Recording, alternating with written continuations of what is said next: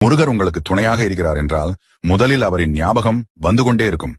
எதற்கெடுத்தாலும் முருகா முருகா என்றும் ஓம் சரவணபவ என்றும் கூறுவீர்கள். அவர் மீது அன்பு அதிகரித்துக் கொண்டே போகும். அடுத்தாக வேல், சேவல், மயில் இதெல்லாம் பார்க்கும்போது உடனே முருகர் ஞாபகம் வந்துவிடும். அது மட்டும் இல்லாமல் வேல், சேவல், மயிலை அதிகமாக பார்த்து கொண்டே இருப்பீங்க.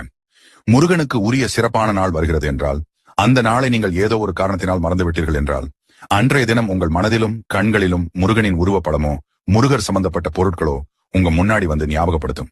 இது மாதிரி உங்களுக்கு நடந்திருக்கப்ப போய் காலண்டர் பாத்தீங்கன்னா அன்னைக்கு முருகருக்கு உகந்த நாளாக தான் இருக்கும். விசாக நட்சத்திரம், கிருத்திகை, செவ்வாய்க்கிழமை, சஷ்டி இது மாதிரி ஏதோ ஒரு நாளாக இருக்கும். நீங்க ஒரு கஷ்டத்துல இருக்கும்போது உங்களுக்கு உதவி செய்ய ஒருத்தவங்க வருவாங்க. அவங்க பேர் கண்டிப்பா முருகன் பேர்கள் உள்ள ஒருத்தவங்களாகத்தான் இருப்பாங்க. அடுத்து மனசுக்குள்ள ஏதாவது ஒண்ணு போட்டு குழப்பிட்டு இப்ப நம்ம எடுத்திருக்கக்கூடிய இந்த முடிவு சரியா தப்பான்னு குழம்பி தவிக்கும் போது கந்த சஷ்டி கவசமோ கந்தகுரு கவசமோ இல்ல